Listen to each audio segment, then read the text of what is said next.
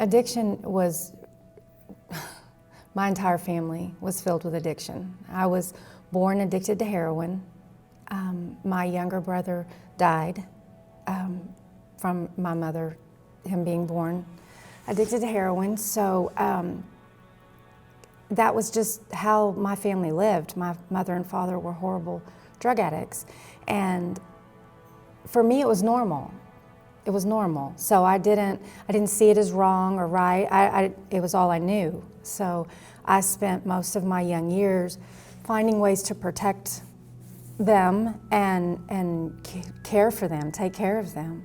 I had a very good foundation with my mama and papa. They were my mother's parents, and they loved the Lord. They went to church all the time, and they made sure to get me as much as they possibly could. But there were two worlds that I lived in. You know, I lived in this world where God's rules were constant, and then on the other hand, I had my parents, and it, you know, really the best way to describe our home life was just like a continual party. There were people coming in and out at all times. It was just chaos. It was chaos. So I had to learn to deal with that and to live within it. And I loved my parents so much that whatever I had to do, I would have, you know. When I was 12, I lost an aunt. She was murdered by her ex-husband. And I watched my family, their coping mechanism was drugs. Not just my parents who had been such serious drug addicts, but even, it was my father's sister, even his sisters and brothers and my grandparents and everybody, that was what they did to cope. That was their way of coping. There was no dealing with emotions, there was no dealing with feelings. All of that was just drowned out with drugs. When I was 15, I really thought that I had found somebody that could help me get away from this life.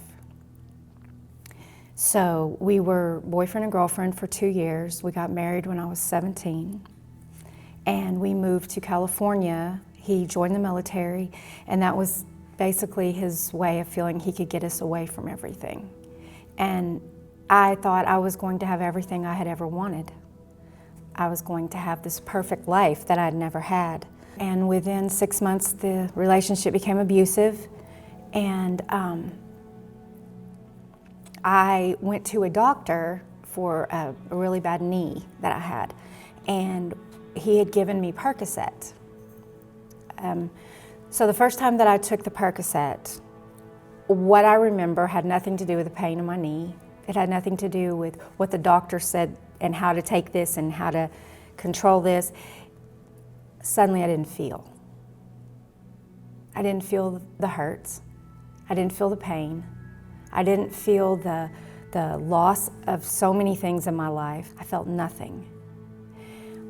That was the beginning of the spiral. It went off and on. I became pregnant and totally quit using any kind of drug through my pregnancy, through her almost all of her first year.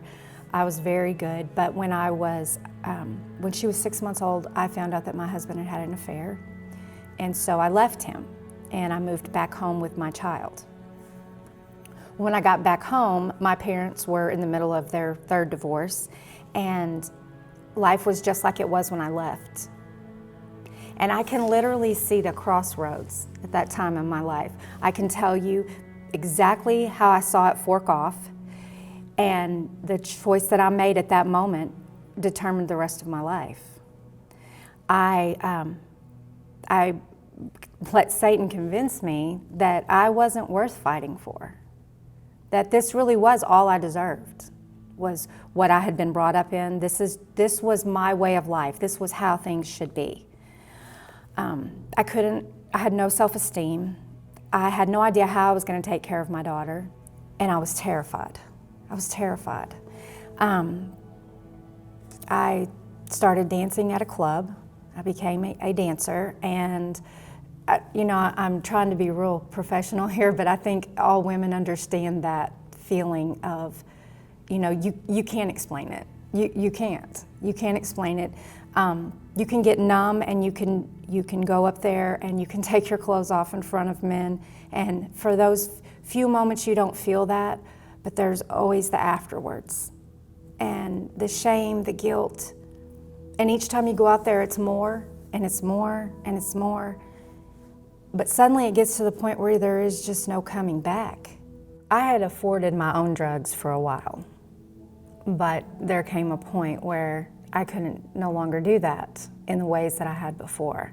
And so I had decided that I was going to sell my body. And I convinced myself this was okay, it wasn't any different than what I did before. I'll just be getting touched this time. I'll detach from this. Just like I had detached from the several molestations that I went through as a child. I'll just do the same thing and it'll be okay. This time will be different because it's my choice. This is my choice. I determine who can and can't do this. And I remember the first time that this happened. And I can remember as soon as the act was over, laying there and thinking, there is no turning back, because this was your choice. Before it wasn't. I couldn't control the things that were done to me, but in this moment, I did have the choice, and I made that choice. And there is no dirtier,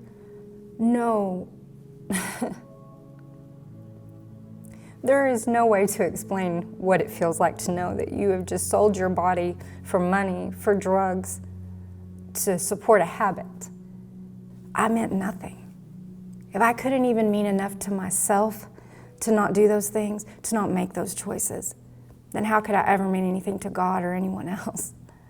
So that would have been my point. That is definitely where I was at that moment in my life. You are so buried in your own guilt and your own shame that you don't feel a way out. And I know that's where so many women get, because I was around them. I watched this everywhere I went. I was this. What I saw happening was the same thing that was done to me as a child was now happening to my child. And the only way that I could change that was by protecting her, even if that meant from me. So I called her father, who was living in Tulsa at that time, and I asked him to please come to Amarillo. He came where we were, and I was a wreck. I had curled up with her and was laying on the bed. And when he came in, I just told him, I need you to take her right now, because I'm not good. And I don't want her to ever go through the things that I went through. And that was where it was headed. I knew that. I thought when Mackenzie was gone that I would pull myself together, that I would start to be motivated to be better, to do the right things. Instead, as she drove away, it felt like my heart just ripped out of my chest.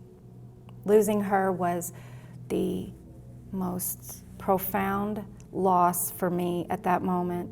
I couldn't see that there could still be a future. I couldn't see that I could be redeemed from this, that I could come back from this. All I could feel was the loss. And like my family had always done, I knew the one way to cope. So my drug addiction just spiraled out of control. The thing I didn't want to be was sober. Drugs are to mask something that's going on inside of yourself, or not going on. It's trying to fill a hole that's inside of you. That it can't, nothing but God can fill that hole, nothing. I just took a really long journey to figure that out. As I was in the county jail, waiting for all of my trial to go on, and I called out to God the first time then. And in that year, God spoke to me in amazing ways. But I still didn't feel forgiven. I still didn't feel free. He comforted me through things that I know I humanly could never have done for myself, but I still didn't grasp the freedom that he wanted to give me. I didn't grasp that until I had been here for quite a few years. Now, if someone were to say, you can go right now, you can leave here, and you're free, but you have to go back to the life that you lived before, I would spend my life here and do His work in any way that I could, because that's not freedom. That's not freedom. The bondage that I was in out there was far worse than what I go through in here. You know, in here, I know the solution. In here, I know where to go. In here, I know what God has and what He is and how little all of this matters, because freedom's in my heart.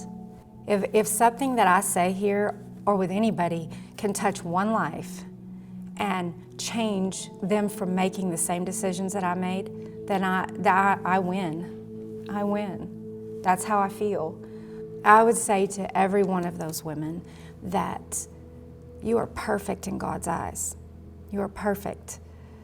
And He's never going to give up. He's never going to stop. He's always going to show you the right direction if you lean into Him. He's always going to do that.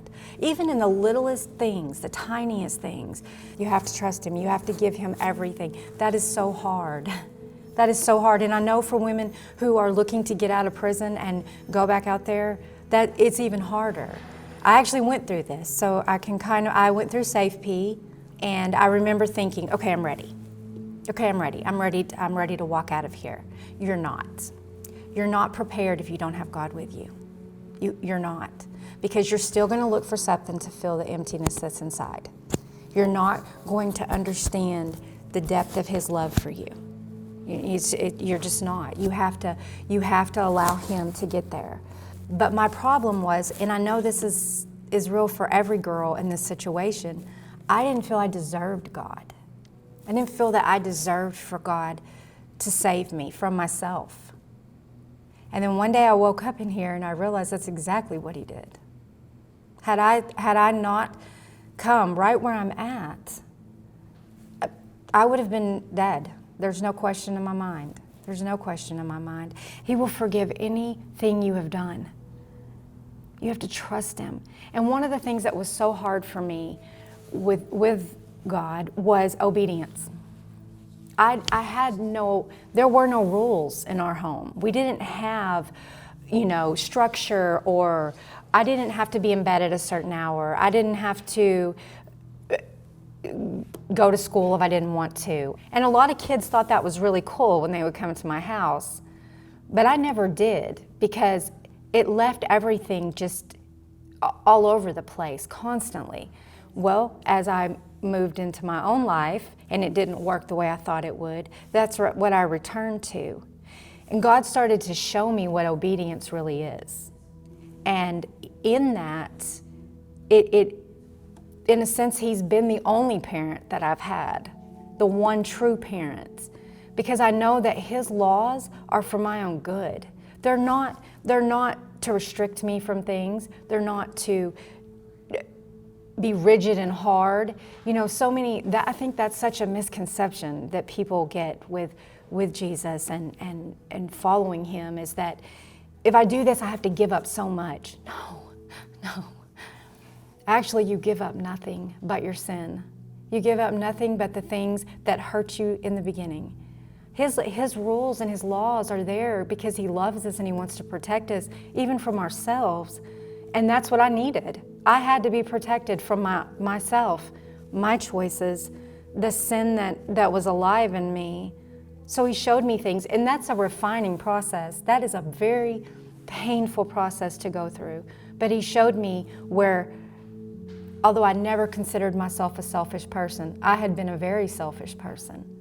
Although I had never thought that I was doing anything to hurt someone else, I was just hurting myself. That's a true misconception that addicts have. When your family comes to you, or your children, or it's people that love you and say, you're hurting us. It's very easy for an addict to say, the only person I'm hurting is me. I'm not putting the drugs in your body, I'm putting them in mine. Okay, so that whole mindset has to change. It completely has to change. You're not hurting just yourself. You're hurting all of these people who love you. Most of all, you're hurting God, because He created you. He created you in His image, and He created you to love Him and to love others. When God revealed to me His love and the way that that is meant to truly be, it changed everything for me. It allowed me to see things in a totally different light. You know, had I been able to do that out there, I really and truly believe that I could have gotten it back together. And that's my hope for these women, is that they do know that. They know His love like that. That love that no matter what situation you're in, no matter what circumstances you're in, if you know that you are truly loved, any person that knows they're truly loved in that way, they have something to fight for. They have something to fight for. And it may be baby steps. It may be teeny tiny steps, but He's right there with you the entire time. I can think of some of the worst moments in my life during my addiction, during the time that I was running from the police, during my times in jail. When I look back now at those times, I see exactly where He was. I see the people He was placing in my life. I see the circumstances that He saved me from, the ones that He made for me. I mean, I see all of that like a picture that just plays out. And that's what He wants us to do. He doesn't want us to remember our past so we're stuck there. He wants us to remember it, to use it, to grow. I cannot imagine life without the hour that I spend with Him each morning now. The messages that He gives me, the things that He puts on my heart, that 2 or 3 days later something will happen, and the first thing I'll think is what God has just shared with me. You know, just the other morning, one of the women was feeling so like she had no worth, that, you know, God, the same things that we all feel, absolutely. And we went to Isaiah 62, 1-5. And the beauty for me in God's Word is, I used to read the Bible like a book. You know, it was history, it was a beautiful story. I believed in Jesus, absolutely, but I never stopped and realized that God, in all of His words, is talking to me. He's talking to me. So when you go back in Isaiah and you read these things, you know, I will make your land plentiful. I will call you my daughter of delight. Those sayings, those words, they're not just to Israel or Jerusalem or the people of thousands of years ago. He is speaking to us right now. Without that foundation, without that core, you don't have the strength to handle the things that may come at you during the day. I have been through so many situations where, had I have just spent time with God, I would have felt like I had direction, where I could have made better choices, I could have made better decisions. But when you take Him out of the equation and you decide you're going to control your life and where it goes, these are the places it goes. Satan is always trying to talk to me. He is always trying to convince me that I don't deserve something, that I'm not good enough for something, that I'm worthless. And for many years, I would allow those thoughts to consume me. And when I finally did take those captive and rebuke him and ask God to take those thoughts away and to fill me with His words, there were so many scriptures that He gave me. For I was not born, did not give me a spirit of fear, but of power and love and of a sound mind. I have used that as just every time that a negative thought will come into my mind or push me in a certain direction. You know, because of where I am, of course I'm going to face different fears than a lot of people will ever actually sit down and think about. But He's right there. He's right there. And you have to develop a way of knowing to go to Him. Just like a child will go to their parents when they're hurt or they're scared or they're sick. You know, they go there. That's where they find their comfort. That's where they find their solace. That's where they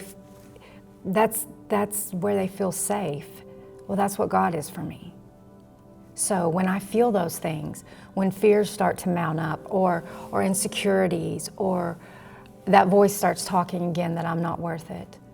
I go to Scripture, and I find the Scriptures that remind me what I am worth, what He died for. And that was me. It was you. It was each and every one of us. I mean, there is no greater gift that could be given to anyone than that. The day that I was sentenced, the day the jury came back with their verdict, I cannot describe to you the peace that came over me as I stood there and the words were spoken to me. And all I can really truly remember was knowing without a shadow of a doubt that this was merely my flesh, that my spirit belonged to God. And maybe I had abused this so much, and in the world's eyes, that is what I deserved. I can't imagine, I live with women who have shared their stories with me, and the shock and I didn't have that. I really didn't have the shock. I think I felt that I deserved it. So for me, it was very different. But the peace that I felt was beyond understanding. And 10 years ago, the woman that I was closest to on the row was executed. She had the most beautiful peace that I'd ever seen in my life. And as she walked past me to leave here, and I would never see her again, she smiled at me in a way that only God could do that. And I draw on that. Because I know what that peace is. And I remember that. And I pray for each and every woman to know that sense of peace. That nothing, no circumstance, nothing you're going through in this world can take that from you. Nothing. God never gives up. We give up. But God never gives up. So in those moments when anyone feels that there is no hope, that's when you hold on the tightest. Hope is not always an anchor. Sometimes it's just a string, a shimmering gold string, but you have to hold on to that, because no matter what happens on this earth, that's going to take you somewhere so much higher. That's going to take you to Him. Hold on to hope. When there's a relationship that you don't feel can be restored, hold on to hope. Where there's something you've broken in your life or you feel will never be repaired, hold on to hope. Because He's always there, and nothing, absolutely nothing is impossible for Him. Nothing.